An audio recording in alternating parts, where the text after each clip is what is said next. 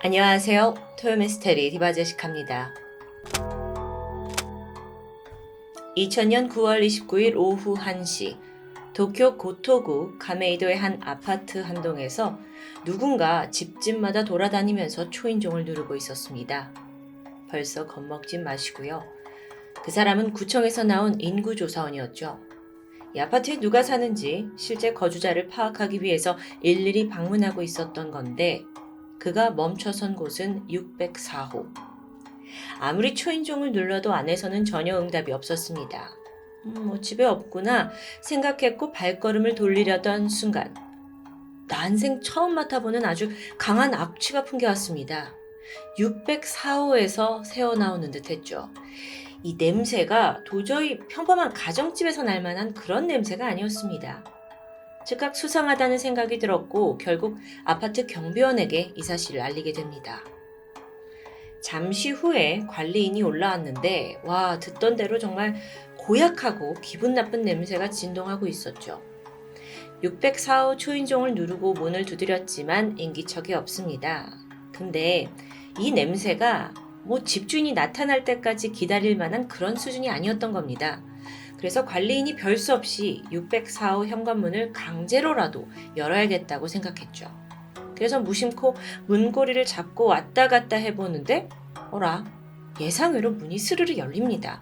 잠겨있지도 않았던 거죠. 관리인이 놀래면서 조심스럽게 안으로 들어가 봅니다.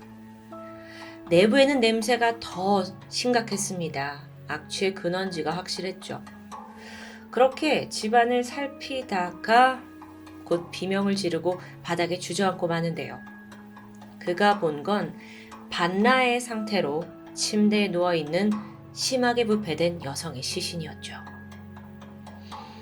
그녀는 이 604호에 홀로 거주 중이던 28살의 만화가 요시다 요코였습니다.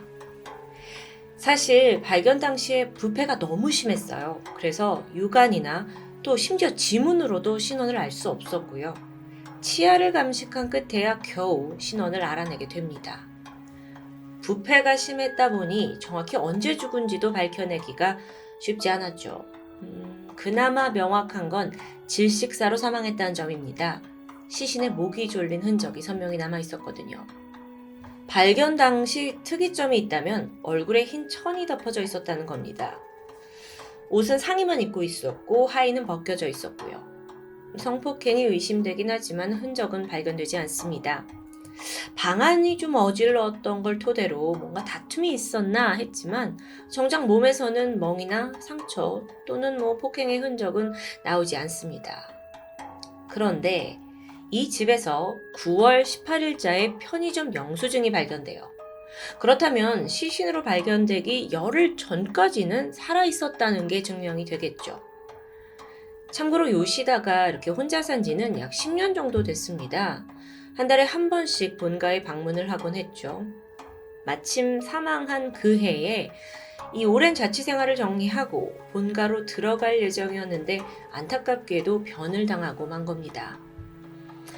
자, 이 사건 현장에 외부 침입의 흔적은 전혀 없습니다.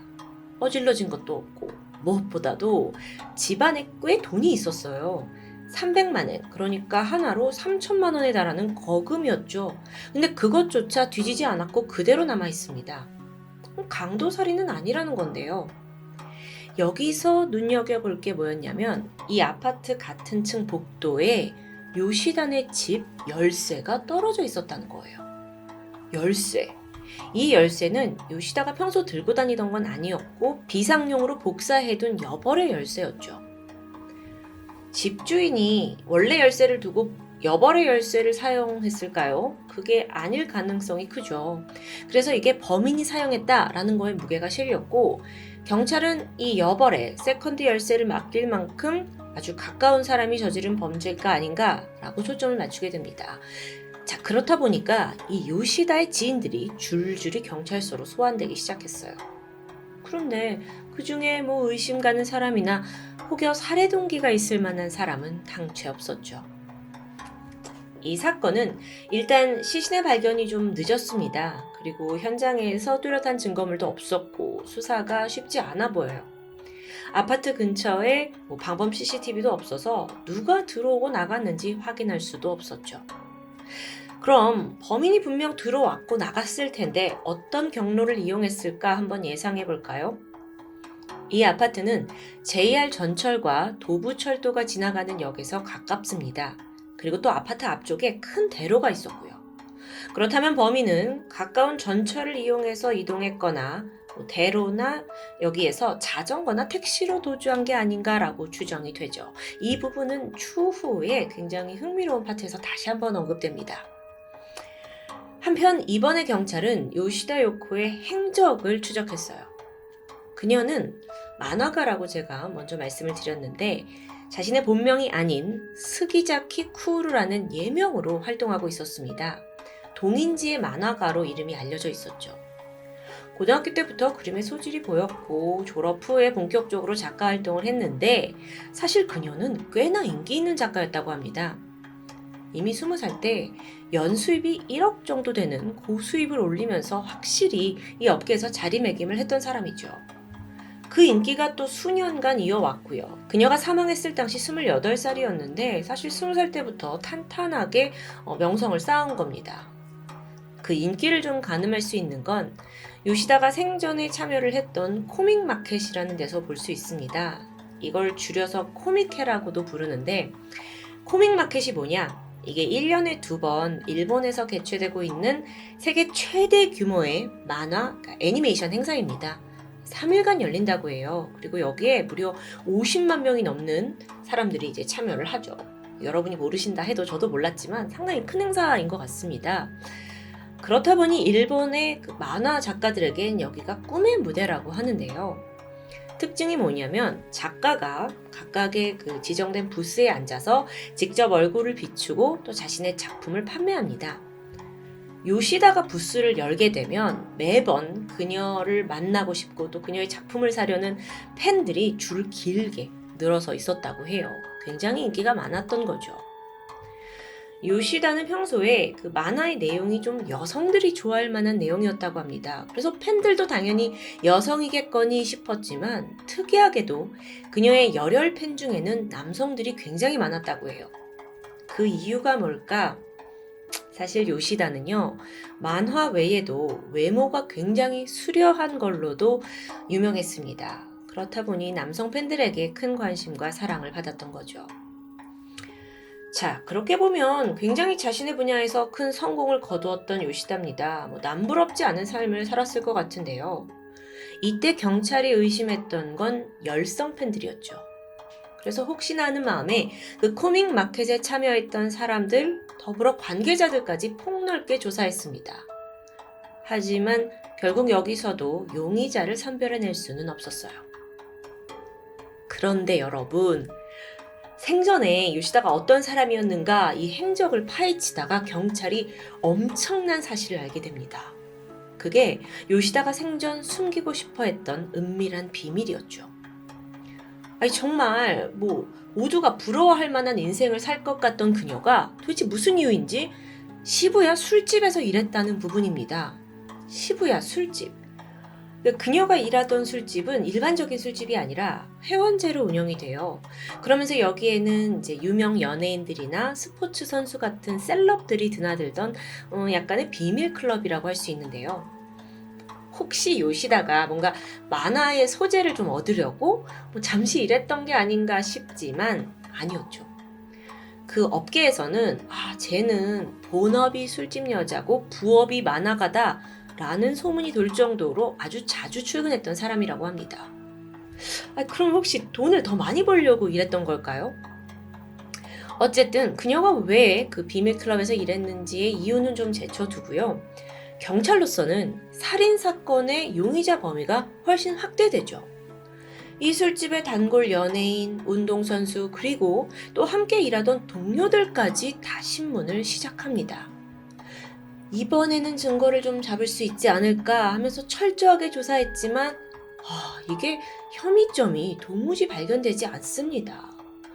그렇게 요시다에 대한 많은 게 밝혀지지만 정작 범인은 나오지 않는 사건은 그렇게 미궁에 빠진 채 몇 년이 흐르게 되죠. 그러던 2004년 일본 아사히 TV에서 이 사건을 중점적으로 다루게 되면서 다시 주목을 받습니다.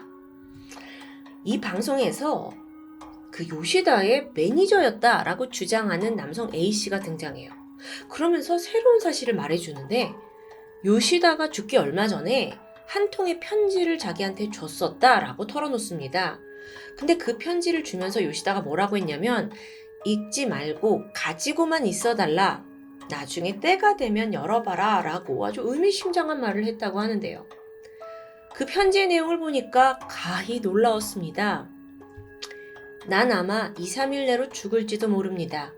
내가 표적이 되어 있는 건 틀림없습니다. 같은 지역에 있는 팬에게 살해당할지도 몰라요. 매일 편지를 끈질기게 보내는 팬입니다. 일본인이 아니에요. 같은 지역에 사는 어떤 스토커가 외국인 스토커에게 시달렸다? 근데 2, 3일 내에 살해당할지도 모른다 라는 암시입니다. 사실 그 2000년대 초반에는 인터넷이 발달하지 않았잖아요. 그래서 만화 작가들이 그 자신이 발간해내는 만화책에 자신의 전화번호나 주소를 적어두는 경우가 있었다고 해요. 요시다 역시 뭐 팬들의 팬레터 이런 소통을 위해서 주소를 적어 넣었는데 그렇기 때문에 열성 팬이 있다면 쉽게 그녀를 찾아올 수 있는 상황이었던 거죠.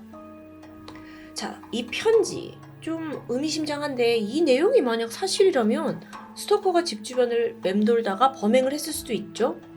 그래서 경찰이 본격적인 수사를 해야 되는데 잠깐, 이 편지 내용이 아무래도 좀 이상합니다.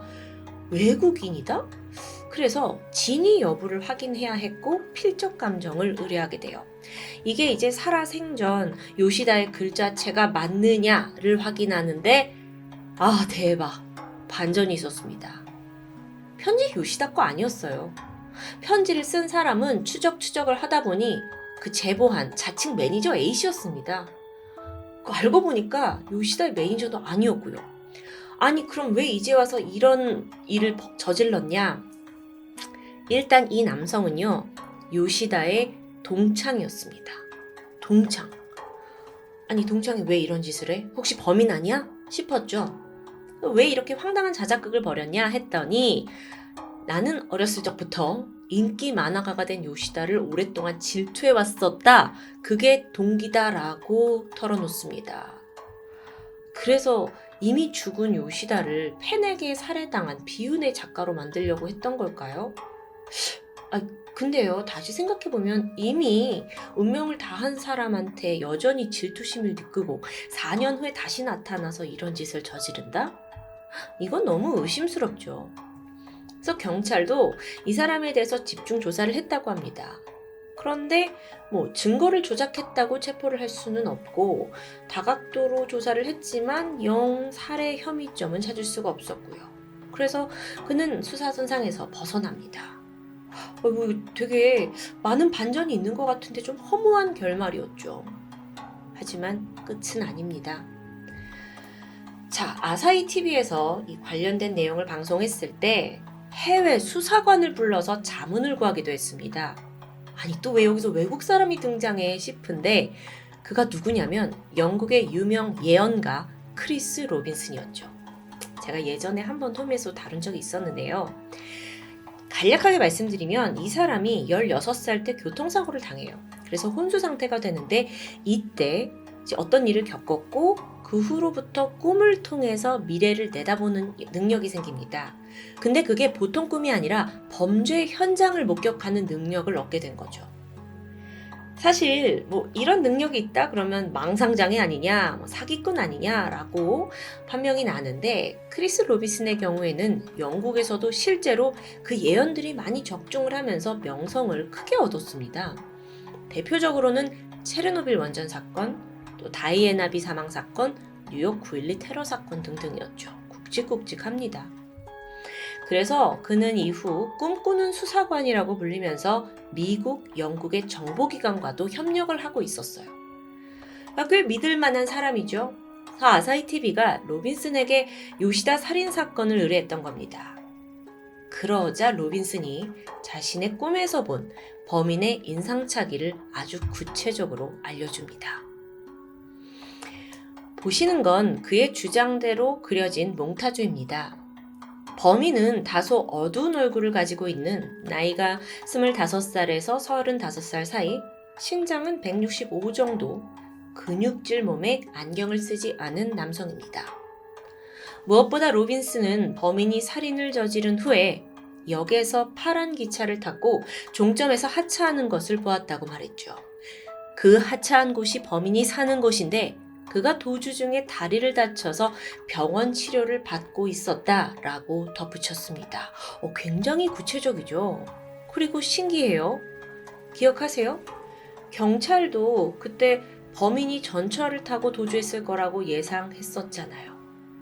자, 그렇다면 로빈슨이 본 건 정말 사실일까요? 저희처럼 당시 일본 여론도 반신반의했습니다. 심령수사로 이거를 접근하는 게 과연 맞는 거냐라는 의견이 분분했죠. 그런데 이 내용이 전파를 탄 후에 예상치 못한 제보자가 등장합니다.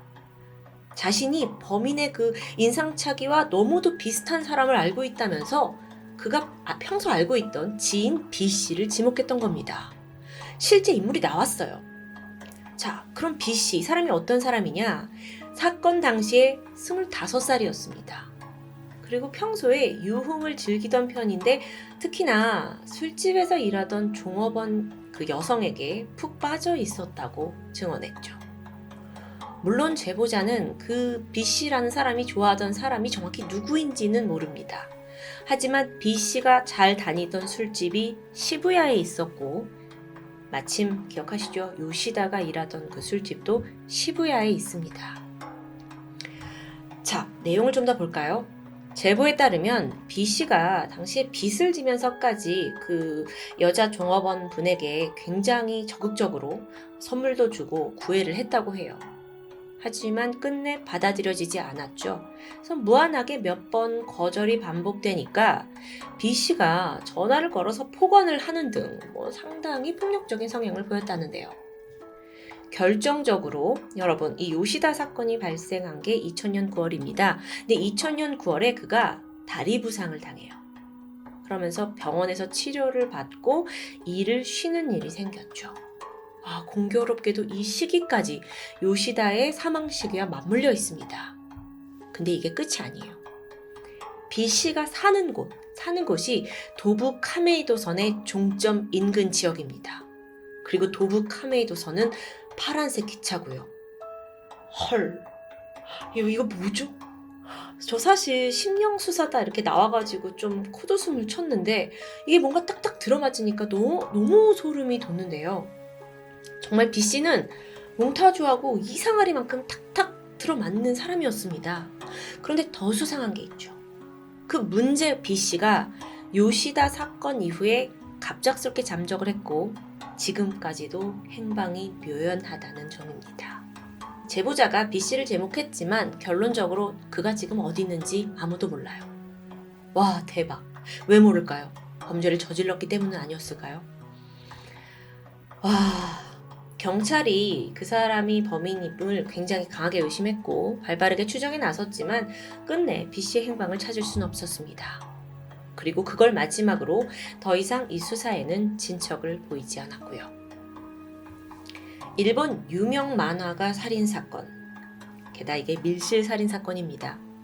초능력을 동원한 수사, 게다가 유력 용의자에 대한 결정적 제보까지 지금 내내 반전의 반전을 거쳤는데요. 결론적으로는 좀 안타깝게 범인을 검거하는 데 실패했죠.